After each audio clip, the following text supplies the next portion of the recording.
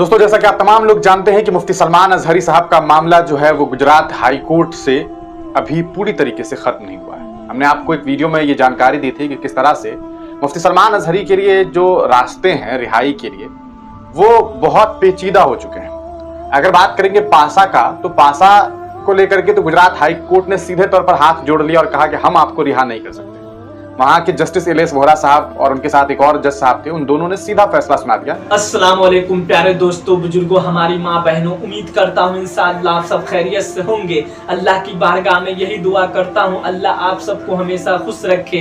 मैं आपका भाई मोहम्मद इफरान आज मुफ्ती सलमान अजहरी साहब के ताल्लुक से एक और नई खबर लेकर हाजिर आया हूँ। वो खबर यह है दोस्तों कि मुफ्ती सलमान अजहरी साहब की रिहाई होगी या और 6 महीने जेल में रहना पड़ेगा। क्या है पूरा मामला, आज आइए इस वीडियो में सुनते हैं कमरान भाई की जुबानी। दोस्तों, जैसा कि आप तमाम लोग जानते हैं कि मुफ्ती सलमान अजहरी साहब का मामला जो है वो गुजरात हाई कोर्ट से अभी पूरी तरीके से खत्म नहीं हुआ है। हमने आपको एक वीडियो में ये जानकारी दी थी कि किस तरह से मुफ्ती सलमान अजहरी के लिए जो रास्ते हैं रिहाई के लिए वो बहुत पेचीदा हो चुके हैं। अगर बात करेंगे पासा का, तो पासा को लेकर के तो गुजरात हाई कोर्ट ने सीधे तौर पर हाथ जोड़ लिया और कहा कि हम आपको रिहा नहीं कर सकते।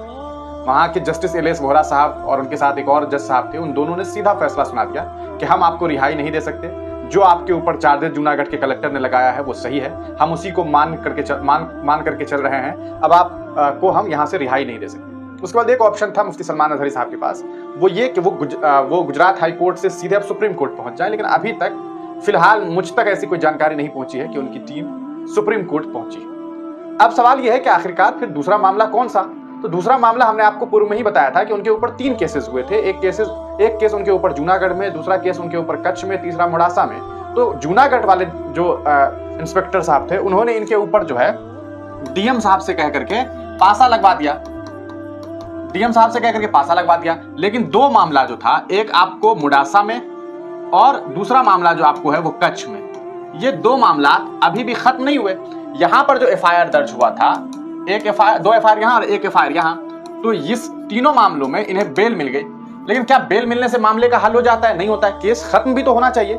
अगर मुफ्ती सलमान अजहरी के ऊपर से ये 2 केस मान लीजिए खत्म हो जाए तो इनके ऊपर तो एक ही केस बचेगा। तो ऑब्वियस सी बात है, अगर एक ही केस बच गया तो फिर तो पासा इनके ऊपर से ऑटोमेटिकली हटेगा या नहीं? पासा किसके ऊपर एलिजिबल है? जिसके ऊपर 2 से ज्यादा 3 के आसपास 2 मिनिमम भी होता है तो पासा लगा देते हैं, वरना 3 केस होने चाहिए।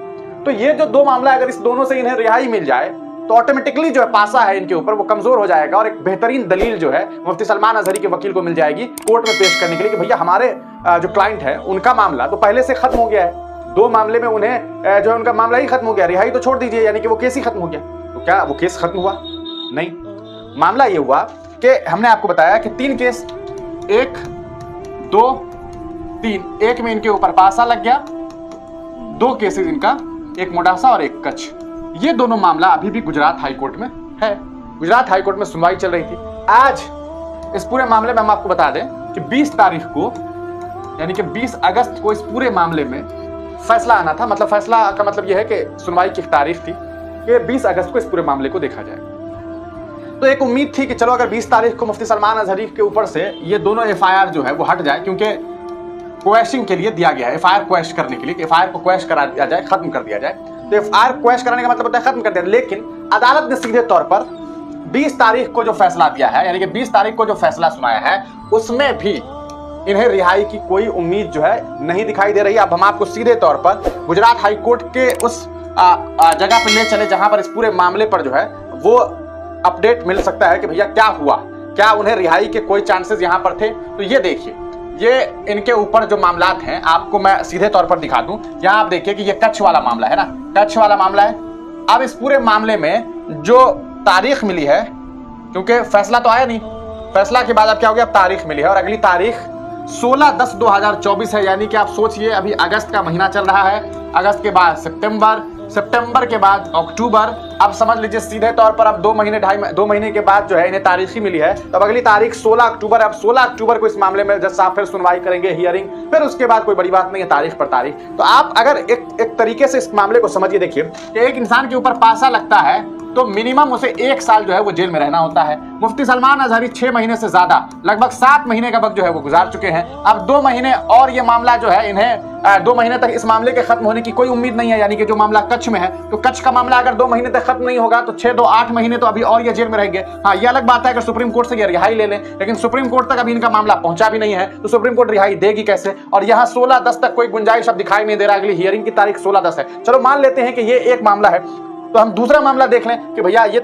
आपका जो मामला था ये था कच्छ का। तो कच्छ का मामला अगर ये है तो फिर मसला ये है कि भैया कच्छ के बाद एक और मामला भी है, कच्छ के अलावा मुडासा का मामला है। तो मुडासा में क्या हुआ अब देख लीजिए। ये आपको अरावली डिस्ट्रिक्ट और ये मुडासा सिटी में ये जो मामला दर्ज हुआ था, देखिए मुडासा सिटी में। अब इसमें भी एक नई तारीख दी गई होगी। अब यहाँ मुडासा में कौन सी नई तारीख मिली? यहाँ भी आप देख रहे हैं 16/10/2024 मिल गई है। मतलब साफ है कि मुफ्ती सलमान अजहरी के लिए ये जो मुडासा का मामला है और ये जो कच्छ का मामला है, इन दोनों जगह से रिहाई की इनकी कोई उम्मीद जो है वो रिहाई का मतलब रिहाई तो इन्हें बेल तो यहाँ से मिली हुई है, लेकिन इस केस के खत्म होने की कोई उम्मीद अब अक्टूबर 16 तारीख तक जो है वो कोई उम्मीद ही नहीं है। मतलब साफ है कि मुफ्ती सलमान अजहरी के ऊपर तीनों केसेस जो हैं वो अभी अक्टूबर तक तो कायम ही रहने वाले हैं। चाहे वो मुडासा का हो, चाहे वो कच्छ का हो, चाहे वो जूनागढ़ का हो, तो उनके ऊपर पासा कायम ही रहेगा। अब सवाल ये है कि चलो ठीक है, मान लेते हैं कि इस दिन तक रिहाई मिले, ये केस खत्म होगा या नहीं होगा, क्योंकि क्वेश्चन के लिए आप देखिए यहाँ पर साफ लिखा हुआ है question of proceeding FIR criminal complaint. तो इनके ऊपर जो केसेस है वो खत्म करने के लिए ये गुजरात हाईकोर्ट में है। तो गुजरात हाईकोर्ट कह रही है कि भैया अब तुम्हें हम 16 तारीख को तुम्हारा मामला हम सुनेंगे अक्टूबर में। ठीक, इनके पासा वाले मामले में पहले ही डिस्पोज कर दिया। तो अब भैया चारा एक ही है और वो है चारा सुप्रीम कोर्ट जाने का। लेकिन सुप्रीम कोर्ट अभी तक मुफ्ती साहब न गए हैं, ना उनकी टीम पहुंची है। तो अब जब तक वो सुप्रीम कोर्ट जाएंगे, पहुंचेंगे, तब तक पता नहीं क्या सब होना है क्या नहीं होना है। तो ये एक अहम जानकारी थी जो हम आपको दे रहे थे। हमने आपको तमाम बातें बता दी कि किस तरह से ये पूरा का पूरा मामला है। आप खुद समझ सकते हैं और देख सकते हैं। यहाँ पर आप देखेंगे कि किस तरह से क्वेश्चन के लिए जो बातें कही गई है और ये तारीख पर तारीख वाली बातें सामने आ रही है। और अगली तारीख जो है इन्हें अब 16/10/2024 दे दी गई है। तो इस तारीख तक भी इनका ये 2 केस खत्म होता है या नहीं होता है पता नहीं। इन दोनों केसेस में और तीनों केसेस में इन्हें बेल तो मिल गई थी, लेकिन पासा की वजह से अभी वो जेल में कैद हैं। तो अब सीधे तौर पर सुप्रीम कोर्ट ही एक सहारा है। वहां से अगर कोई रिहाई की बात बनती है तो ठीक है, वरना अभी मुफ्ती सलमान अजहरी के लिए जेल से निकल पाना उतना ही मुश्किल है जितना कि आप देख रहे हैं कि किस तरह से कमर गनी साहब जो हैं, मौलाना कमर गनी साहब, वो भी जेल में कैद हैं और कोई रिहाई का रास्ता नहीं निकल पा रहा है। तो ये एक बेहद परेशान करने वाली खबर है। अब आप तमाम लोगों के हाथों में है कि आप इस पूरे मामले के लिए, मुफ्ती सलमान अजहरी की रिहाई के लिए आवाज उठाइए। अगर आवाज उठाते हैं तो शायद कुछ बात बने, वरना ऐसे तो कोई बात नहीं बनने वाली है। आप अदालतों के फैसलों को देख रहे हैं, आप तमाम सिस्टम को देख रहे हैं। बाकी आप तमाम लोग अपनी राय कमेंट सेक्शन में जरूर दीजिएगा। इस वीडियो को जरूर शेयर कर दीजिएगा। मुझे मालूम है आप में से बहुत सारे लोग ये अपडेट बहुत जल्दी चाह रहे होंगे,